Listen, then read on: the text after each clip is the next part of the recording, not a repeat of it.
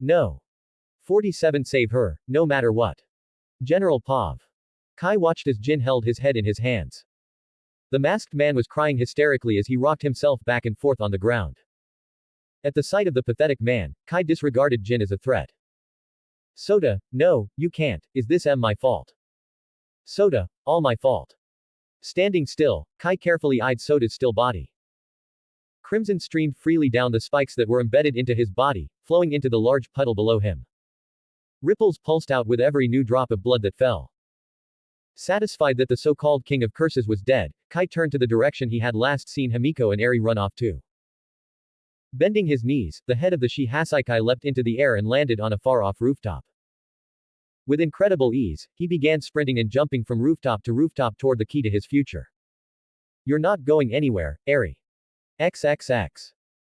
Thanks, Jello, Kana muttered as she rolled off the jellyfish Shikigami. With a grunt, she looked around the huge pile of rubble behind her from where the building collapsed. Scanning over at the nearby buildings, Kana turned around and pointed at a nearby rooftop that overlooked the ruined compound. Jello, can you fly me up there? I need to. Kana's eyes grew wide in confusion as she watched the jellyfish Shikigami slowly began to disappear. Jello. The Shikigami released a low moan as it finally disappeared. Wait, don't tell me. Kana gasped and began sprinting toward the compound, her expression tight and panicked. How could someone destroy my Shikigamis? Sota said as he placed some more barbecue into his mouth. Well, the only way that could happen is to exorcise them with CE. But considering I'm the only one with that power, that's not really a concern. Another way would be if I'm either knocked out or killed. That could force them to be dispelled for a short amount of time. Even then, I'm not too sure if they would disappear. Well, except for Jello. It seems to run off my CE like a leech. So if I do get taken out, Jello would probably disappear. But I doubt anybody besides a scant few could do the job. Glaring ahead, Kana quickened her pace as she jumped over a fallen piece of rubble. With practiced ease, she parkoured over and around the scattered piles of spikes and chunks of concrete around the compound. Hearing hushed sobs, Kana quickened her pace and turned the corner. It can't be, Kana muttered as she slowed to a stop. Her eyes trained on the still, skewered body of the young man she had grown to respect deeply. Underneath him was a large puddle of blood. Sota-san. Looking to her right, she noticed Jin wallowing away while muttering incomprehensibly to himself. Despite her few short weeks living together with Sota, Jin, and the incredibly touchy Himiko, Kana had sincerely enjoyed her time with the three oddballs. Living with them had made her almost forget her bloody past. Every day during their daily meals together, Kana had wondered if this was what it would be like if she pursued a different path in her life. A path where she surrounded herself with close friends or family. A path devoid of bloodshed and murder. It was lovely. And now it was gone. Even if she and everyone else managed to escape alive, the glue that held Himiko and Jin together was now dead and gone. Things wouldn't be the same again. Stepping up to Sota's body, Kana hesitated but ultimately closed his half-lidded eyes. Reaching out to Zyko, she picked up the worm and placed it around her own shoulders. Taking a deep breath, she walked away from Sota and approached Jin. Bubegawara-san, Kana said in a cold, detached voice. A voice she had grown used to hearing during her time in the HPSC. Walking over to the man, she reached down and grabbed his shoulder. Get up. We still have a mission to complete. I can't, Jin muttered, his hands over his head. He's dead, Kana-chan. He's dead. I know, Kana whispered. Kneeling beside him, she grabbed his face and lifted his head so he could look at her. But we still need to save Eri-chan. Remember. It's what Sota-san would want. We have to help that little girl. Do you understand? Sniffing, Jin closed his eyes and collected himself. After a few seconds, he ignored all his injuries and forced himself to stand up. Brushing his arm over his eyes, Jin wiped the tears off his face. Why, you're right, let's go save Eri-chan. Nodding, Kana bandaged Jin's thigh and placed his arm in a sling before they began running off toward where she had last seen Himiko head in. As she ran, Kana turned back to look at Sota's unmoving form. Goodbye.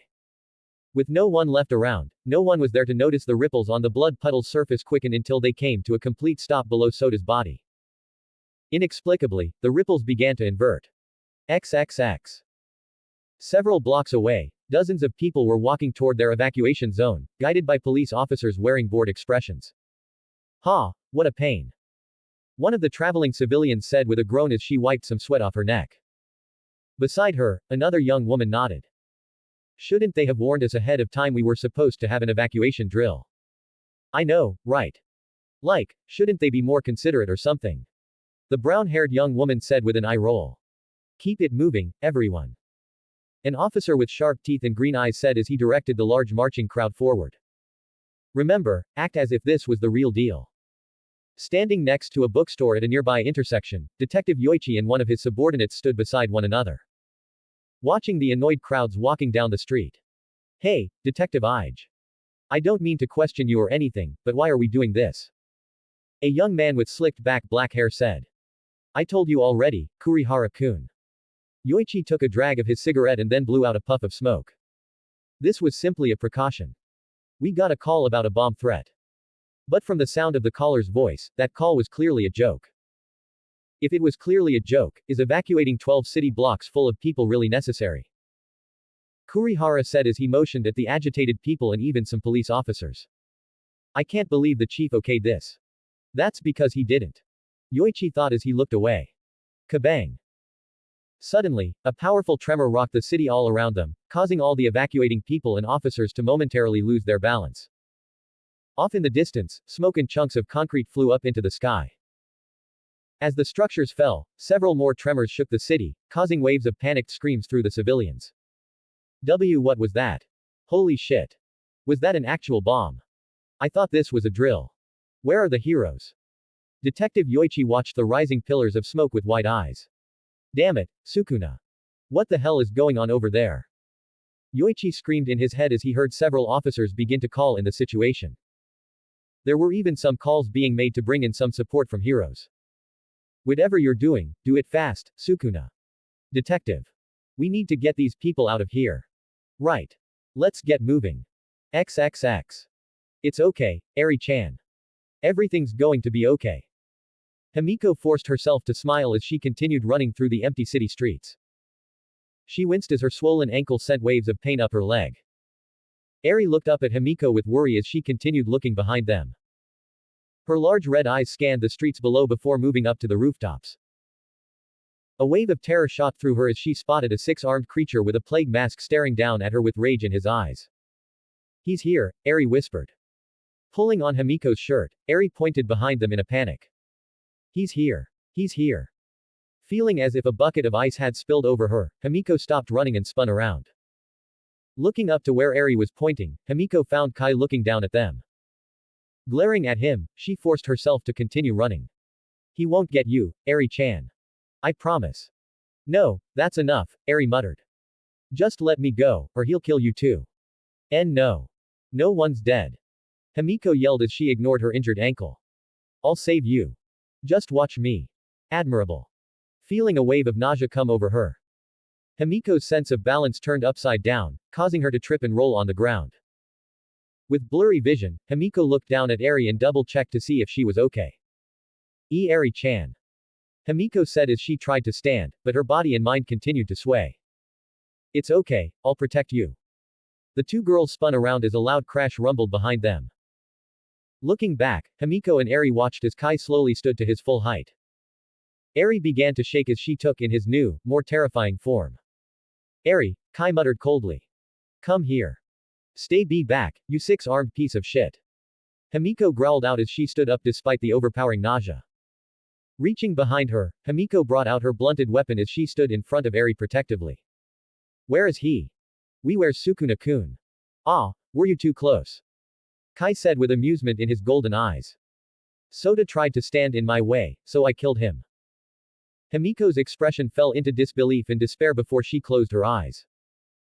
Shaking her head, her eyes narrowed into slits as she glared with as much hate as she could muster at Kai. No. You're lying. Himiko roared with tears running down her face. He's not dead. You're lying. Sighing in annoyance, Kai dismissed Himiko and began walking over to Eri. Enough of this. It's time to come back, Eri. Unless you want this girl to die as well. I don't want that, Eri said in defeat. She began to walk over to Kai, causing Himiko to look at her in surprise. Eri-chan. Please, just go. I don't want you to die too. Eri said as she began walking toward Kai. Her small hands gripped the fabric of her long dress. Forget about me.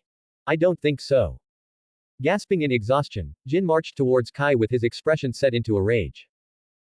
Himiko, Eri, and Kai turned to watch Jin come to a stop from the other end of the street. You're still here? Kai asked in annoyance. I am. I won't forgive you for what you did.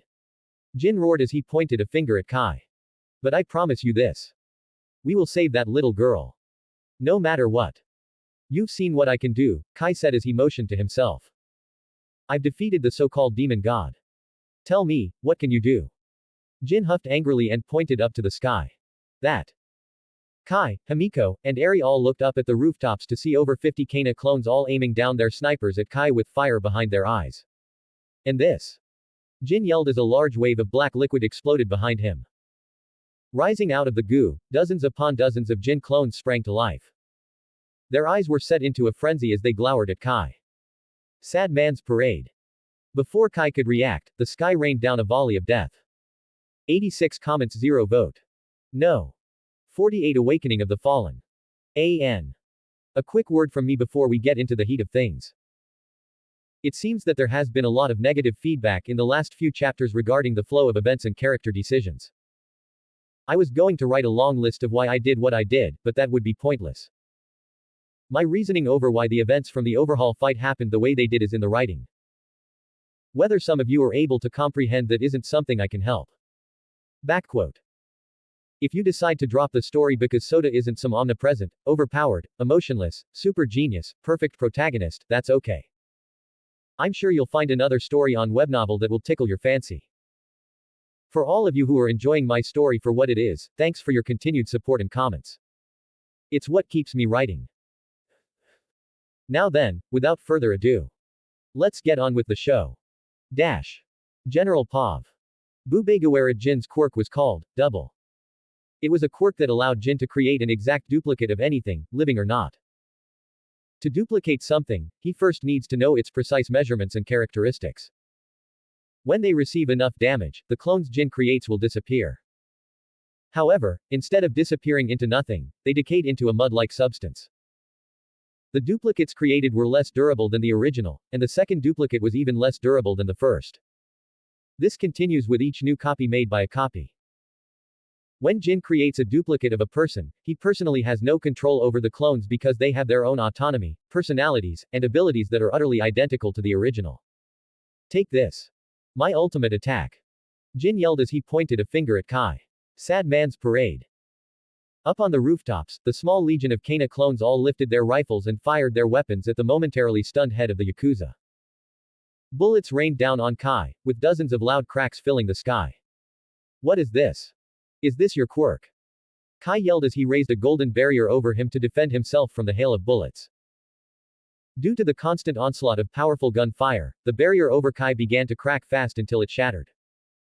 Dashing to the side, Kai evaded the wave of bullets, but a few shots struck true. Grunting in pain, Kai quickly broke down and repaired his tattered arms, sending a wave of excruciating pain through him, as his quirk always did whenever he used it on himself. Damn pests. Kai spat out. You're the pest. A small army of Jin clones dashed toward Kai with anger in their eyes. Yeah. We're gonna kick your ass until there's nothing left. Another clone roared as he drew out his katanas. Several yells of agreement rumbled through the crowd of clones. I'm going to shove my sword up your ass. Let's give him the people's elbow. Spit in his cereal. Running at high speeds, several clones leapt at Kai and swung down their respective weapons. Glaring at the large number of clones, Kai swiped 3 arms at the nearest group. As his fingers brushed past the clones' bodies, Kai activated his quirk, forcing them to explode violently. Looking down, Kai growled in annoyance as a mud-like substance poured over the ground from where he killed the 7 clones. They're not made of flesh and blood. Kai thought. Those barriers of his are tricky. A Kana clone said as she tore off a strand of her hair to turn it into a long bullet. Loading it into her arm, she raised her sniper and adjusted her aim. Even so, I'll make you pay for what you did, you piece of shit. Bang. Bang. Bang. Moving back to dodge another wave of bullets, the young head was given no time to collect himself as he was either assaulted by a hail of bullets or a swarm of Jin clones. Down the street, away from the battle, Himiko seized the opportunity and snatched up the surprised Eri from the ground despite her mental turmoil. It's time to go, Eri-chan. What about them? Eri asked as Himiko limped away from the battle. They'll be okay. We just have to. I don't think so. Kai yelled as he pressed his hands onto the ground. Within seconds, an expanding wave of huge spikes erupted from the ground, skewering several incoming waves of Jin clones and destroying the surrounding buildings into pieces. The Kana clones above tried to move back before they toppled down with their respective perches, but only half of them were successful in retreating into safety. Shit. The original Kana muttered as she ran behind the alleyways, catching glimpses of the destruction Kai caused with a single move. Behind her, the original Jin did his best to keep up despite his injured thigh. This fucker is strong. He was a lot stronger before, Jin said between huffs. Soda was able to force him into the form he's in now. I don't think we'd stand a chance against that monster form of his. Hold on. Can he still turn into that? Let's hope not. Kana and Jin turned the corner and continued running. But taking down Overhaul isn't our objective. It's getting Eri-chan out of here. Exiting the alley, Kana looked around and spotted Himiko and Eri struggling to get away across the street. Himiko-chan. Over here. Hurry. Kana yelled as she looked down the street, where hundreds of Jin clones rushed Kai despite being obliterated. Up above, the remaining Kana clones fired off rapid-fire shots at the six-armed man. We need to use this distraction while it lasts. At this rate, it won't be long before he runs out of clones to kill. Kana Onichan. Jin-kun. Himiko smiled as she dashed toward her two friends from behind the car they were using as cover. We're using our backup escape route. Kana told Himiko as she and Eri reached them. Holding her arms out, Himiko handed Eri to Kana. Move fast and stay low. Let's go. Right. Feeling a far-off explosion rumble through the streets, the four began moving once again. As they traveled through the streets using the chaos as cover, Himiko approached Jin with an anxious expression. Jin-kun, Himiko said in a small voice, causing Jin to look away. Is it true? Is Sukuna-kun.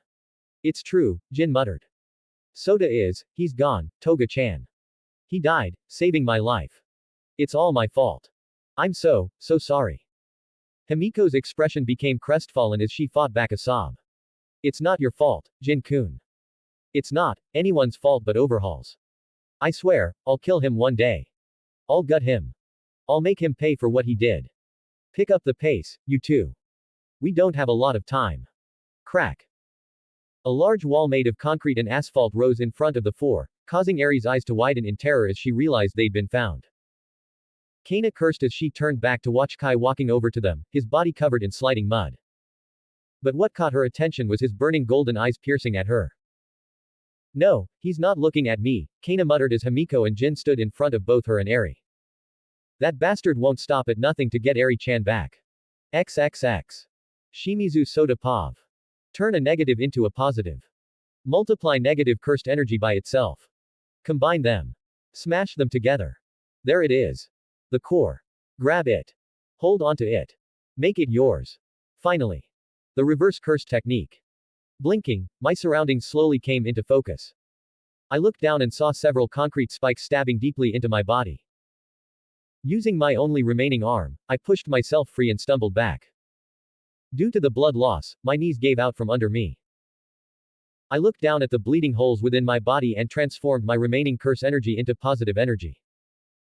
Slowly, I began to heal myself with RCT, just to the point where I wouldn't die. Unfortunately, I didn't have enough left over to heal my arm back. As my body healed and my blood recovered, I reached up and ripped off my bloodied white kimono top and tight black shirt, leaving me shirtless. When I was sufficiently healed, I stood up on wobbly legs and stared at my newly healed but still bloodied body. Despite feeling the effects of CE exhaustion, I couldn't help but feel extraordinary. How wonderful, I muttered with a smile. My mind feels so clear. Looking up, I enjoyed the feeling of the wind on my face. Was this what Gojo felt? Once I felt my lightheadedness disappear, I finally noticed the floating screen in front of me, and a crazy grin stretched across my face at what I read. Congratulations on receiving over 900 SP in one go. You have unlocked a limited time event. Any of your draws will now have an added 45% chance of winning one of your chosen tier's highest level prizes. Time remaining on event. 0 hours 0 minutes and 55 seconds. Nothing says gacha like a limited time event. Snapping my fingers, I summoned my gacha system and checked my current points. Total SP, 7,491. Use 3,500 SP, I spun the dial and waited. With a satisfying click, the gacha machine's lid flipped open to reveal a glowing prize ball. Lifting it tenderly, I snapped open the lid and grinned. You have pulled Okatsu Yuta's Curse Energy Reserves. Rank, Platinum. Without wasting another second, I immediately equipped Yuta's reserves of cursed energy. Restoring all of my lost energy and fueling myself with the second largest reserves of CE from all of JJK. With so much CE at my disposal, I felt an incredible boost of power fill me, further boosting my current high. If I were to compare Tsukumu Yuki's CE reserves with Okatsu Yuta's, it would be like comparing a kiddie pool with a large pond. This is amazing. This won't do, I muttered, raising my right bisected arm. Immediately, a burst of steam rose out of my bicep as bone, flesh, blood, and skin grew. Flexing my new right arm, I grinned widely with euphoria. Better. Ha ha. Again. Use 3,500 SP. You have pulled Ryomen Sukuna's Cursed Technique, Shrine. Rank, Platinum. At the sight of one of my most highly sought-after techniques after I first received my gacha system, I began to chuckle. That chuckle soon turned to a small giggle before becoming full-blown laughter. The heavens must be smiling upon me today. I yelled as I held my arms up and danced over my own spilled blood, splashing and spreading the crimson liquid around me while my tattoos burned to life. Now then, time for round 2. Turning my head, I listened and watched the chaos and destruction in the distance shake the surrounding area. With a grin, I brushed back my hair and stared up at the smoke-filled blue sky. Switch. XXX. General Pav. Enough of these petty tricks. Kai roared as he slammed all his hands on the ground. I'll just rip you all to shreds. I'll fix Eri once you're all dead. Incoming. Jin yelled in panic as a wave of spikes rushed them. Running forward, Jin sent out a massive group of clones to try and slow down the wave of death. Unfortunately, the legions of clones were only able to slightly slow down the onslaught of rushing spikes. Kana Onichan. Take Eri and run. Himiko yelled as she swung her blunted sword onto the wall, using the blade's imbued technique to break a small but large enough hole in the wall behind them. Go. Hurry. We'll slow him down. You're asking me to leave you both to die. Kana yelled in disbelief as she held Eri tighter to her chest, causing the crying girl to cover her head with her hands. There's no way you two can slow that down. Just stop it. Let me go, and you all won't die. Eri yelled in despair as the wave of spikes finally neared them all. No one's dying today. A cold but calm voice said as a bloodied and shirtless figure blurred in between them all and the incoming wave of death. Himiko, Jin, Eri, and Kana watched in disbelief as a completely healed Sota swiped his right arm to the side. Dismantle. 105 comments 0 vote. No. 49 Sukuna versus. Overhaul, round 2. Dismantle. The incoming wave of spikes instantly crumbled into thousands of tiny cubes as my invisible attack sliced through the air. My attack had also cut through the sides of the buildings around us. Off down the street, Overhaul stood in bewilderment as his golden eyes stared into my own. Plus 65 SP. Plus 35 SP. Plus 15 SP. Plus 45 SP. Plus 55 SP. It can't be. You're alive. Yup. Still alive and kicking. I grinned at the six-armed man and waved my newly healed right arm. I even grew myself a new arm. Pretty neat, ain't it? Plus 35 SP. Impossible. Overhaul glared at me as he scanned my body. How is this possible? Do you have some healing quirk as well? Nope. It's called the reverse curse technique. I motioned to my healed body, then pointed at my head with a crazed smile. You should have chopped my head off or broken me down. Now, you're going to lose, Chisaki. Plus 50 SP. I'm going to lose. Chisaki looked offended at my use of his name and began walking toward me. No, I'm going to obliterate you until there's not even a single atom of you left. Behind me, Himiko and Jin looked at me in shock and joy while Kana stood in disbelief. Eri, who wasn't familiar with me, just stared at my back with surprise. Around Kana's shoulders, Zyko looked at me with relieved, derpy eyes. Is that really you, Sukuna-kun? Himiko asked in a small, scared voice. As if afraid, she was currently hallucinating what she was seeing. It can't be, Kana muttered as Jin rubbed his eyes. I saw your body with my own eyes. You were dead. Soda. Jin asked. Yup, it's me. Sorry about that little scare back there. I said without turning around, my focus aimed at Chisaki. I swiped my hand behind me and sent a dismantle at the large wall behind the four. My attack swiftly shattered the concrete wall into pieces, leaving them all room to escape unimpeded. Now, you all need to get out of here. I'll handle things from here. Plus 25 SP. Plus 55 SP. Plus 36 SP. Plus 50 SP. You can't, Eri said as she made Kana place her on the ground. Turning back, I looked at the small, scared girl with a tender smile. I had to struggle to hold my manic grin away so I wouldn't unsettle Eri. He's too strong. You'll die. This is enough. I'll go back to him. I don't want any of you to die. Not for someone like me. The girl's right, Chisaki said as he continued walking towards us. Give her back, and I'll consider showing you all a modicum of merc. Slice. Suddenly, the bottom half of Chisaki's body was cut in half. With no lower body support, the head of the Shihasaikai fell onto the ground in shock. Blood and organs splashing below him. The man gasped in pain as he looked down at his sliced body. Be quiet, trash. I ignored Chisaki and walked over to Eri.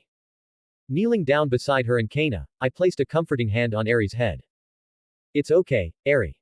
I'm not going to die. We all came here to save you, which means we won't stop until you're safe and sound. Now, big sis Kana here is going to take you somewhere safe, okay? But. No buts. I smiled and brushed her uncombed hair back with a grin. Compelling the girl to look up at me with large, hopeful eyes. Just leave this to your big brother, Soda. Plus 30 SP. Rising up, I looked over to Kana's expression and saw that she was in a state of disbelief and doubt. Reaching out, I placed a hand on her shoulder. Cementing the fact that I was indeed standing in front of her. It's really me. Sorry about the scare back then. But right now isn't really the time for explanations. I turned back to watch as Chisaki finished restoring his lower body. You all need to get out of here. Now. Plus 15 SP. Okay. Kana nodded and placed a hand over my own. I'll hold you to that. We won't. Himiko yelled as tears ran down her face. I won't just leave you here to die. I can't. I can't go through that again. Smiling at the blonde, I walked over to her and hugged her. I'm sorry about scaring you, Himiko. But trust me, I won't lose. I'll never lose again. Turning to Jin, I grinned at him before placing a finger on Himiko's forehead, much to her confusion. Using precise curse energy control, I painlessly knocked her out. Sliding my arms under her slumbering body, I handed her off to Jin, who struggled to carry her over his shoulder despite his broken arm. Don't worry, bro. I got this. Plus 40 SP. Jin stared at my face for several seconds before nodding. Okay. You better win, then. Otherwise, Toga-chan will bring you back just so she can kill you herself. Don't worry, I know. I nodded as I walked away from the four of them. With nothing more to be said, Kana picked Eri up, and the four of them began speeding down the street. As they fled, Chisaki and I restarted our little staring contest before I gave the man a grin. Sorry about the hold up. That was really considerate of you to give my friends and me time to talk. Chisaki glowered at me as he flexed his arms. Consider it a parting gift. Once I'm done with you, I'll find them and kill them all before taking Eri back. Is that so? I rubbed the back of my head and gave him an amused look. Well then, let's get started. Shall we? Dashing toward him, I slammed a fist straight into his stomach with incredible power. Chisaki's eyes bulged out of his head as he flew back through one of the buildings behind him with a loud crack. Sending rubble and dust all around him. Whoa. That wasn't even a full-powered strike. Not bad. Is this what one can do with such large reserves of cursed energy? I looked down at my hands and laughed. How incredible. Jumping back, I avoided several pillars of concrete from crushing me. The apartment building beside me shattered into chunks before reconstructing into a massive fist with spikes for knuckles. The first flew through the air and smashed into me, sending me flying through the air. Impressive. With this level of reinforcement, an attack like that is laughable. From below, Chisaki shot out of the roof of a business building using a quickly rising pillar beneath him. Raising one of his arms, he tried to use Diodoro's quirk, sloshed, on me. Only to watch as his arm flew off him with a clean cut. Gay. Chisaki groaned. Hurts, doesn't it? +25 SP. I grinned and moved to the side as he tried to grab me. Swiping my left arm, I watched as a large cut appeared on his chest, sending blood through the air. With an application of his quirk, Chisaki healed his injuries and combined all three of his right arms into one massive appendage. With a wide swing, he tried to punch me down to the ground with a heavy punch. Spinning in midair, I watched as his large fist flew past me in slow motion. Using a punch of my own, I knocked his large arm away and sent a volley of dismantles all over his body. Blood and flesh flew around Chisaki as he was sliced to shreds. The ground, buildings, cars, and whatever else was below us ended up being torn to shreds as well. Such power, I muttered with a euphoric smile. +10 SP. You bastard. Chisaki roared as he put his body back together just before he slammed into a building, destroying the structure. From below the wreckage, Chisaki made an expression of pure rage as he placed all four of his hands on the floor. After landing on the ruined ground, I sent several slashes toward the massive incoming waves of jagged spikes, effectively destroying them in one move. Before I could sprint after him, Chisaki erupted a large barrier around me in an effort to trap me. How amusing. I looked around me as the streets and buildings all began to twist and warp like a tornado around me, trapping me within its urban structure. I grinned at the sight as the solid whirlwind erupted spikes from the inside. It was at that moment the barrier that was supposedly keeping me contained disappeared, and the tornado of death shrank, ready to slice me to shreds like a giant blender. Sliding my hands in my pockets, I commanded several hundred dismantle slashes to dance around me in a speeding circle to act as my own impromptu barrier, cutting and slicing all the spikes that spun around me before they ever had a chance of getting near me. Smiling, I swiped both of my arms to the side and watched as the solid concrete tornado split in two. As both halves fell with an earth-shaking crash, I looked out and saw Chisaki staring at me in disbelief. Why won't you die? He yelled before using a pillar to launch himself at me. Standing in place, I aimed my left hand at him as my right hand rested over my forearm. Slice. Slice. Slice. Slice. Slice. Slice. Chisaki and everything behind him were all instantly destroyed into chunks, slabs, and debris as my onslaught of dismantles obliterated everything within half a block. Flying in midair, Chisaki's decapitated head flipped around, and his scattered body parts flew all around him. With a low, monstrous roar, he somehow pulled his entire being back together into one. Sukuna. Chisaki's scream pierced through the sky as his voice reverberated everywhere around us. What are you? Me. I answered with a grin. I'm your executioner. Rog. Chisaki yelled as he forced his body to transform back into the kaiju form from before. However, unlike before, he was much smaller. Seeing this, he stretched several flesh tendrils into the ground and fused the concrete, metal pipes, and whatever else he could grab into himself in the act of desperation, increasing his size and power. Doing this caused Chisaki to roar in pain. Getting desperate, are we? I mocked as I leapt over the crumbling city streets. With an ear-splicing crack, Chisaki's disfigured kaiju form dug into the road below and lifted an entire street above his head. With a heave, he launched it at breakneck speeds at me despite the large size of the structure. Just as it was about to slam into me, I pointed a double finger gun at the side of the structure. Scale of the dragon. Recoil. Twin meteors. I chanted with a small smile. Dismantle. Slash. Chisake stood in shock as the massive chunk of concrete, asphalt, rock, and dirt was split cleanly in half. The young Yakuza head was unprepared when my attack continued onward and sliced him and everything behind and around him in two. My empowered dismantle continued onward, causing all the buildings within half a city block to split in two, causing the structures to collapse and shatter from the stress. To think this is only around half of what Sukuna was capable of. How frightening. +85 SP. Screaming in pain, Chisaki grabbed his bisected kaiju body and forced himself back together. Falling to his knees, Chisaki panted as his thrown projectile crashed back onto the ground, releasing a loud explosion through the streets and sending shockwaves everywhere. This resulted in the buildings surrounding me still intact and the windows behind me shattering. It hurts. It hurts so much. Chisaki groaned as he held his real body from within his kaiju's mouth. I can't keep putting myself back together. My mind, will shatter. I told you, didn't I? I said as I landed on the large pile of rubble from the thrown upheaved street. I told you I was going to make you suffer 100-fold for what you did to Eri. I should make good on my promise. Grinning madly at Chisaki, I raised my hands and made the Enma palm sign. Domain expansion. Malevolent shrine. Rising from behind me, a disfeatured demonic Buddhist shrine came to life. Several bovine skulls emerged from nothing at the base of the shrine. The hip and gable rooftop quickly grew out, jutting horns, two smaller enclosed mouths in each gable, and human skulls that hung down from them. The shrine had 4 entrances, each designed as large, grotesque mouths that featured human-like teeth and tongues. Between the 2 layers of the roof was a smaller mouth filled with sharp teeth. Additionally, at each corner of the shrine stood 4 short, tree-like stumps with gnarled branches. Upon its creation, a wave of darkness and crimson spread out from the shrine, encompassing a 100-meter radius, bathing everything caught within it in a hellish landscape. Malevolent shrine.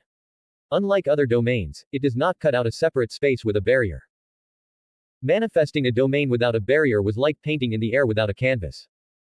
It is a truly divine feat. To top it off, by adding a pact to allow its victims a path of escape. It vastly increases the range of its guaranteed sure hit effect to a maximum of 200-meter radius. Though out of consideration for the still occupied homes, businesses, and schools in the distance, I restrained the effect to a 100-meter radius limited to the surface. As soon as my domain appeared, thousands upon thousands of non-stop cleaves and dismantles ripped Chisaki, and everything caught within the domain's 100-meter radius into pieces, slices, chunks, and ribbons. All up to the point, nothing remained. As I watched the relentless destruction with my hands pressed together, I laughed as Chisaki continued to rebuild himself after being torn to shreds in a repeating cycle of pain and violence. The reason his body had managed to hold out for so long was that I was restricting the output of my domain where he stood, ensuring he would get caught in a non-stop cycle of pain and agony. Plus 50 SP. Plus 90 SP. Plus 120 SP. Plus 145 SP. Look at all those points. Chisaki screamed a silent scream as his mind was all but shattered at this point. It was only due to his body's biological need to survive that he continued to rebuild himself again and again unconsciously. Not bad, Chisaki, I said as I released the hand sign and made several pacts with myself to ensure the effects of my next move were similar to the real Sukuna's. Holding my hands in front of me, I watched with a grin as powerful flames sprang to life all around me, scorching and liquefying my surroundings in their intense heat. This may be overkill, but I don't care. I want to watch it all burn. Holding my hands out, I collected my flames into a large flaming arrow at my side. Due to the effects of my flames, everything within the domain began to heat up and burn to extreme levels, melting and distorting solid steel and rock into liquid. Raising my fire arrow, I aimed at Chisaki's repeatedly rebuilding body, which had been reduced to his normal human state due to all the lost biomass. Open. XXX. General Pav. What the hell is going on over there? I don't know. Let's hurry. Dashing through the streets, several pro-heroes who had answered the police calls for help dashed as fast as they could down the abandoned city streets.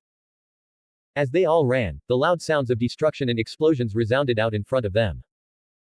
The non-stop tremors that rocked the ground below them caused them to struggle to remain on their feet. Hey! What the hell is that? One of the heroes, a woman with sea-green hair that reaches just past her shoulders and a short fringe with splayed ends held down by an orange bandana, said with wide eyes. This was the pro-hero, Fukukado Emi, otherwise known as Ms. Joke. At her remark, all the assembled heroes paused and gazed up at the sky as orange and red light spread across the horizon. Suddenly, the distant ruins of the destroyed city several meters ahead ignited in bright, scalding flames, followed by a massive pillar of fire that shot up into the heavens. Simultaneously, a powerful tremor shook the ground around them as if a mighty earthquake had struck, sending them all sprawling to the ground. Burning streams of fire danced around the pillar of flames as if celebrating its very creation. The pro-heroes could do nothing but watch in frozen terror until the divine pillar slowly faded, leaving behind several columns of dark smoke in its destructive wake. Let's go. Someone might need help. It was only due to her many years as a pro that Ms. Joke was able to break out of her stupor. Despite her shaking legs, she forced herself to run forward. Seeing Ms. Joke move, the rest of the heroes nodded shakily and followed after her. Running as fast as they could, the heroes all quickly reached the source of the flames. Hey! One of the heroes, a man dressed in a yellow and black costume, muttered. Wasn't there. Several buildings right here. No one had the courage to respond as the heroes looked around the expansive, empty area in front of them. There was nothing left within the 100-meter lot of space. Nothing but charred rock and bellowing pillars of smoke. Off in the background, ruined buildings lay in tatters with long-cut light gouges strewn across their surfaces. The level of destruction was on a completely different scale that no one present had ever seen outside a natural disaster. It wasn't far off to say that the scene before the heroes resembled that of an apocalyptic war zone. Hold on. Ms. Joke yelled as she spotted a figure somehow standing in the center of the destruction. You there? Are you okay? Standing behind several pillars of smoke, a shirtless figure turned to them with a grin. Due to the distance, the pros weren't able to make out any details other than the white, bloody, baggy martial arts pants and the several black tattoos covering his body. Hold on, tattoos. Isn't that? A hero dressed as a firefighter, sporting a long yellow jacket with high visibility lines running down the center along his sleeve cuffs, hem, and high collar, as well as a red fireman hat said. This was the pro hero, Backdraft. Is that, Sukuna? At his statement, the far-off figure grinned and turned around. Seeing Sukuna trying to escape, all the pro heroes moved in. Stop him. Don't let him get away. Hold it right there. As fast as they could, they all reached Sukuna's position. However, when they arrived, they quickly found that no one was there. Looking around in a panic, they all searched for the man they suspected to be responsible for the catastrophic attack. Find him. Don't let him get away. Backdraft yelled as he searched everywhere, but the pillars of smoke made it hard to see anything within the radius of the destruction. Come back here, you villain. Off above a rooftop several dozen meters away, Sukuna watched the heroes run around wildly in search of him. With nothing more to do, Sukuna turned around and vanished. And with that, the Shi Hasaikai arc has come to an end. Personally, I listened to the Malevolent Shrine and Thunderclap Ost while writing this. Hopefully, you all read this while listening to the Ost. It makes it more immersive. Please leave me plenty of comments on today's chapter. Until next time. 119 comments 0 vote. No. 50 aftermath. General POV. There's still no concrete explanation for the cause of the widespread destruction that occurred in the Florum ward. Luckily, the local police were conducting a routine evacuation drill that ended up saving thousands of lives. A newscaster dressed in a black suit looked into the camera and stated, "Witnesses to the event have reported seeing and hearing what could be described as a possible bomb explosion or a large-scale battle." However, in contrast to the claims made by the HPSC and the heroes present saying that was indeed the case, several eyewitness accounts suggest that the destruction resulted from a significant battle. Here are some interviews conducted by our on-site team just a few minutes after the incident. The screen changed to two young men with wide, frantic looks. Behind them were several rising pillars of smoke and piles of wreckage. And then there was this super large explosion followed by this massive earthquake that knocked me on my ass. The man to the right said as he made wide arm movements. But that was nothing to that laugh I heard in the direction where everything was going down. It was like, super maniacal. Yeah. I don't think what happened here was a bomb. I think it was some sort of fight. The second man said with his arms crossed. I'd bet my bottom dollar that this was a villain attack. The screen changed again to show a middle-aged woman with black hair with cat ears. I'm not sure if what I saw was real or not, but from where I was standing, I think I saw a person flying across the sky. The crazy thing is that whenever that person moved their arms, everything around them split apart. The woman recounted as she pointed up at the sky where she supposedly saw the figure. But a few minutes later, there was this enormous pillar of fire that shot up to the sky. It got so hot I thought I was going to burn alive. And I was several blocks away, too. The screen changed once more to a petrified older man. He was sitting on a street curb. This was no bomb. No, this was done by two men. Very, very powerful men. I've never seen anything like it. I'm telling you, this was a click. Placing the remote control down, the chairman for the HPSC looked away from the projector screen and turned to stare out at the gathered individuals sitting in the expansive meeting room. Sitting alongside the extra-long office table were all of the HPSC's highest-ranked members and officials. They all had grave and vexed expressions as they looked down at the papers before them. What happened in the Florum ward is now out of our control. The narrative has run away so far from us that our official statement is being treated like a conspiracy. The chairman spoke calmly as he looked over at the gathered individuals around the table. Standing beside him, a blonde woman with brushed back hair stepped forward and addressed all of the gathered members. This was the HPSC's vice chairman. As you all have been briefed, we have strong suspicions that the cause of the incident was Sukuna. The VP said, lifting her own remote to show a blurry image of Sukuna dressed in his white kimono and black Haori outfit. The pro-heroes, Ms. Joke and Backdraft are very confident that he was on the scene right after the mysterious explosion of fire. Sukuna. One of the board members muttered with an annoyed expression. I thought we sent Lady Nagant to handle him. That we did. The chairman said as he adjusted his glasses, an annoyed look in his eyes. Unfortunately, we believe she was killed during her mission. All we found were scraps and pieces of her rifle with a large amount of her blood and hair at the scene. She was no match for Sukuna. That can't be. Nagant failed. What of the security cameras? Another member leaned on the table with a desperate look. Surely there must have been one camera that caught what truly happened in Florum. There were around 358 cameras in that location. The VP said as she scrolled through several slides before landing on a large map with hundreds of X's scattered across it. Unfortunately, they were all either tampered with or destroyed. Could Sukuna have something to do with the Yakuza? That was their territory, after all. A woman with short orange hair said. A bespectacled older man shook his head. That's very unlikely. The Shi-Hasaikai compound was reduced to rubble. At most, it seems that a possible battle between the group and Sukuna occurred, resulting in their destruction. That man must have followers. A high-ranked official muttered as she leaned back in her chair. It's inconceivable that a single man can perform such acts all on his own. Whether he works alone or not doesn't matter. What matters is that Sukuna must be taken down at all costs. A dark-skinned board member looked over at the chairman. It won't be long before the public becomes aware of him. And if the level of destruction in Florum is anything to go off from, Sukuna is much too powerful for any normal pro-hero to take on. We need All Might to step in. At the mention of the number one hero, everyone in the room began to utter their agreements and ideas.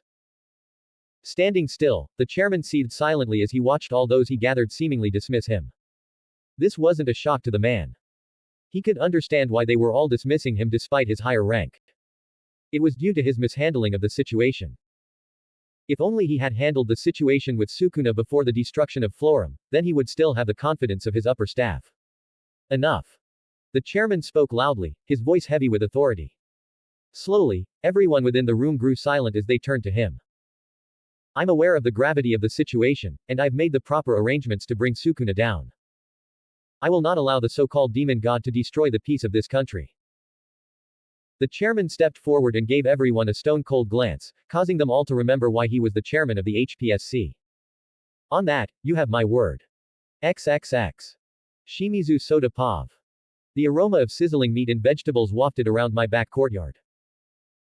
Smiling, I flipped a piece of tender beef and looked beside me at the two fold-out tables lined with cooked meats, vegetables, drinks, and sweets.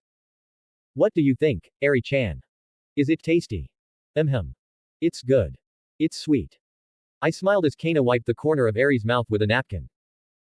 Eri smiled at her and then went in to take another bite of her candied apple. Brushing her hair back, Kana ignored her own plate of food in favor of doting on the small girl. Eri-chan. Eri-chan.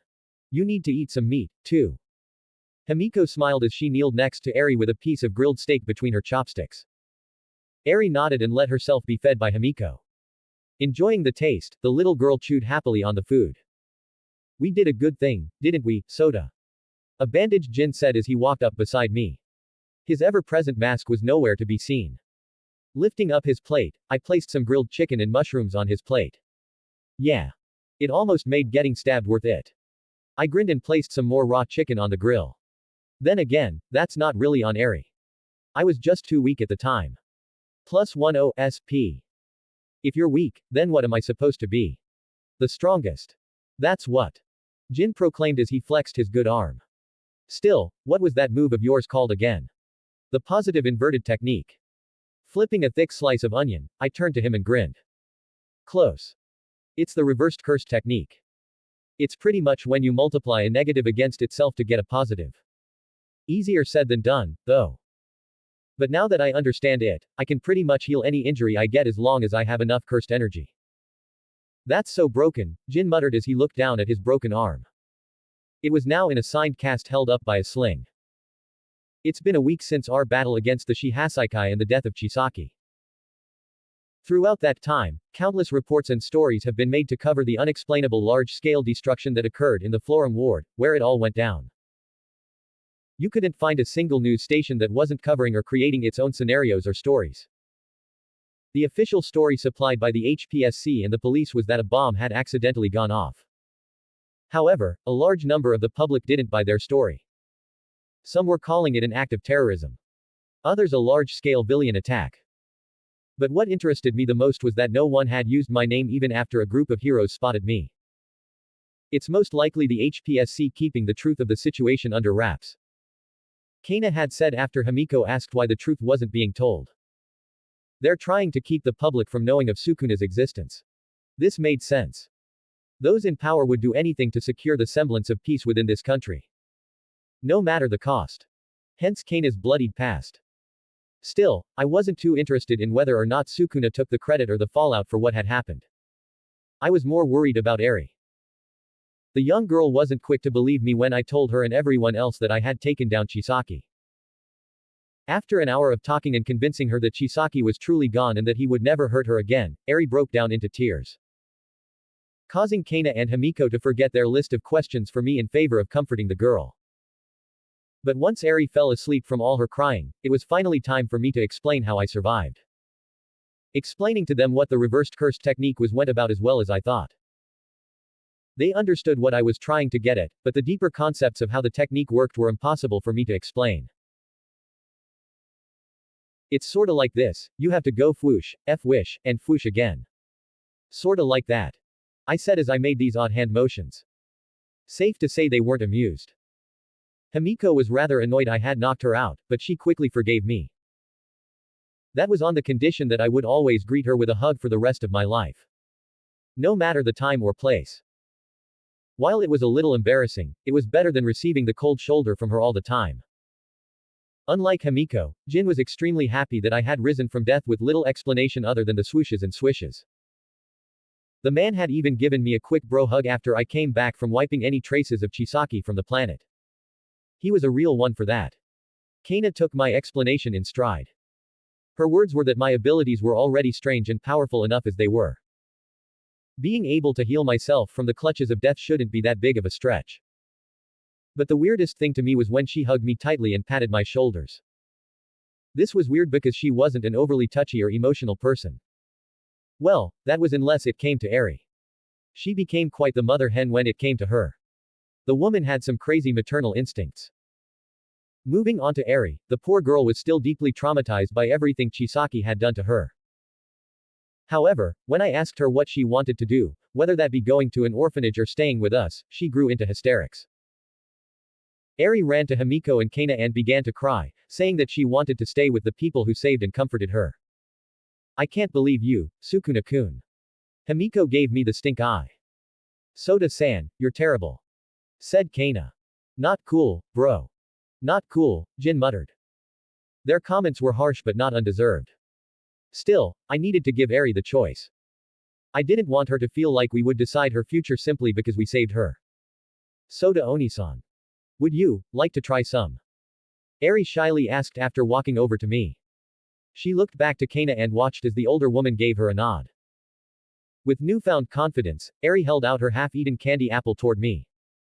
Smiling at her, I kneeled and took a bite from her offered treat. Chewing, I brushed back her straight hair and picked her up. It's delicious. Moving over to the grill, I continued being the grill master and placed the finished beef onto a tray. What do you want to cook next, Eri? How about some broccoli? Can we put my apple on it? We may end up burning it. I grabbed some broccoli with my tongs and placed it on the grill. Here, let's try and cook some greens. Throughout the night, we all enjoyed a warm feast in honor of Eri. I looked around at my friends as they savored the meal in each other's company. Jin and Himiko were doing their best to make Eri laugh while Kana and I exchanged amused smiles from our spot beside the tables. Looking up at the star-filled night sky, I let a small smile overtake my face as I enjoyed the company of everyone around me. An. Quick announcement everyone. I know most of you have been enjoying the daily updates from this story. Unfortunately, I will be switching over to a new update schedule starting on Sunday. This is primarily due to my life growing busier and busier. As much as I want to keep pumping these chapters out for you all, I do have responsibilities, bills, and a mortgage to pay for. Here is how the updates will look like from now on. New chapters. Sunday, free, Monday, 5:00 PS, Wednesday, 1000 PS, and Friday, 1500 PS. That makes 4 chapters a week. Sorry if that's a letdown for some of you, but it's better than no chapters at all. That's all I have to say. Thanks for reading today's chapter. Until next time. 64 comments 0 vote. No. 51 day to day. What's that? That's a penguin. Ah, what about that one? That would be a sea otter. +15 SP. Eri smiled at the playful otter from her spot on my shoulders as I stepped closer to the enclosure. She held onto my hair and pulled me to the right towards the next zoo animal. Eri's newly appointed guardian jellyfish Shikigami, Jello, floated above her like a sentinel. Look at that. A panda. Himiko said as she grabbed my hand and pulled both me and my passenger to the next exhibit. Oh. Let's take a picture. I'll do it. I'm an excellent photographer.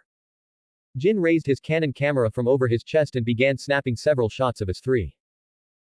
Zyko grunted from his spot around Jin's shoulders as the unmasked man moved around to get different angles. From beside him, Kana smiled softly from behind her thick glasses and newly dyed shoulder-length black hair. Kana. Get in there. Jin said, turning to the woman. I don't know. Please, Onichan. Eri said with a small smile. Causing Kana's weak defenses to crumble. Okay. After counting down, Jin took a picture of us four with a thumbs up. Jello. If you would. I said as I looked over to the jellyfish. Jello floated over to Jin and took his camera. Dashing over, Jin joined the four of us as Jello took our picture. At the sight of the floating camera, several other of the zoo visitors paused and stared in confusion. It didn't take long for them to get over the odd sight, chalking it up to some sort of camera or levitation quirk one of us had. Over the next 2 hours or so, the 5 of us continued exploring the Kanazawa Zoo, going from exhibit to exhibit as Eri wanted to see all the different kinds of animals with a childish curiosity. The reason we were here was because Jin wanted us all to celebrate Himiko's and my acceptance letters to UA. I didn't particularly care to celebrate, but Himiko suggested we all go to the zoo. After hearing what a zoo was and what it entailed, Eri was super excited to go. That was a blast. Himiko exclaimed as we strolled out of the zoo. She glanced down at Eri from beside her, their hands intertwined. Did you have a good time, Eri-chan? Eri nodded with a smile as she held up her bag of cotton candy. I had a lot of fun. I'm happy to hear that. As we grew closer to the parking lot where Kana parked our recently bought Hoda SUV, we heard a loud bang-off down the road. Kana, Jin, and I stepped in front of Eri and Himiko as we watched an ongoing battle between a pro-hero and a villain. The battle seemed to be in the villain's favor before some backup arrived for the hero.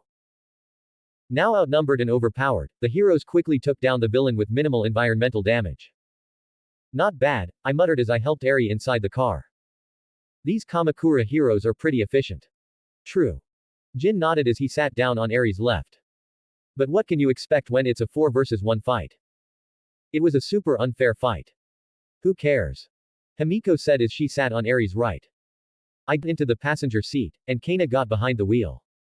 At least they kept their fight off the street. I hate the traffic the heroes cause with their little fights. From what I remember, Kana turned on the engine and began driving us out of the parking lot. This section of Kamakura has some UA graduates from a few years back. Makes sense that they're so effective. UA. Eri looked up from her sweet treat with curious eyes. Isn't that the school Sota Onisan and Himiko Onichan are going to? That's the one. I looked back at Eri and gave her a small smile. She nodded and took another bite of her cotton candy.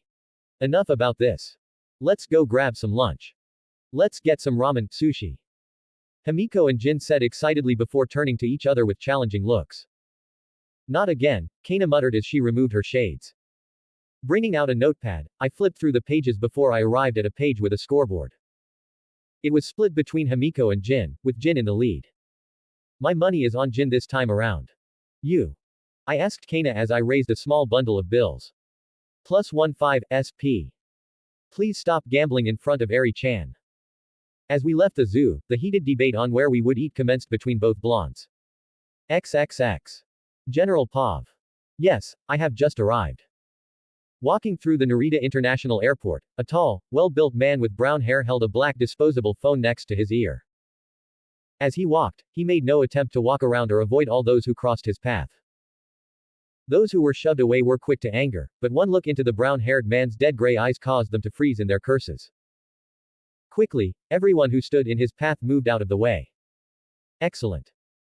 On the other line, the HPSC chairman nodded as he stared out at Tokyo Bay from the end of a boardwalk. You have full access to all of the HPSC's resources. I want this done as soon as possible. Yes. Understood.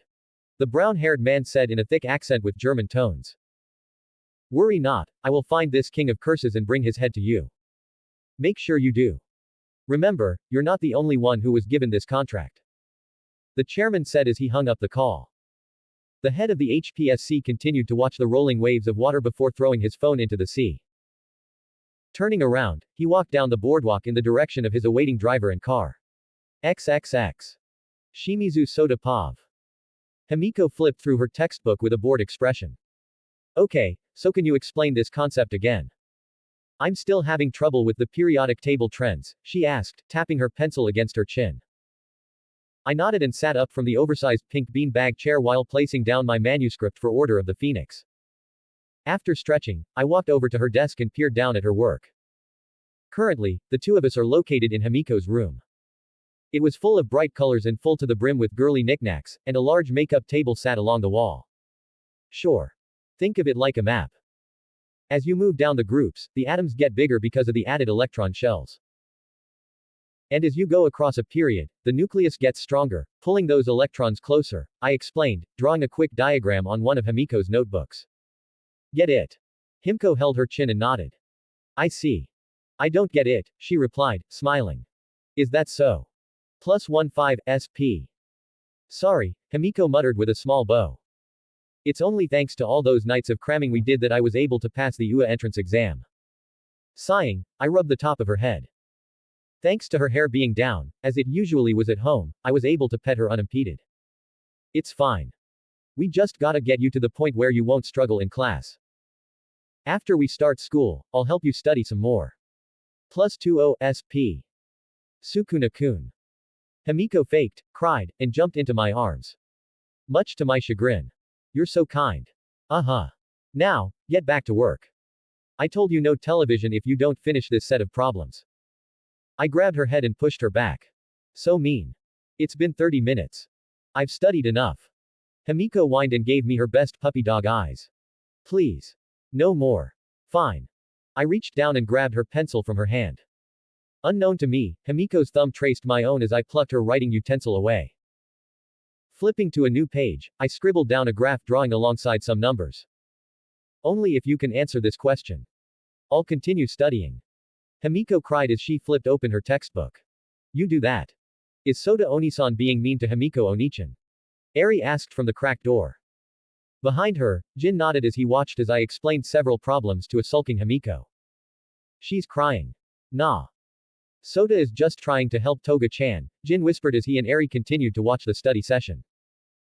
At some point, Himiko tried to sneak away, but I placed my hands on her shoulders to keep her in place.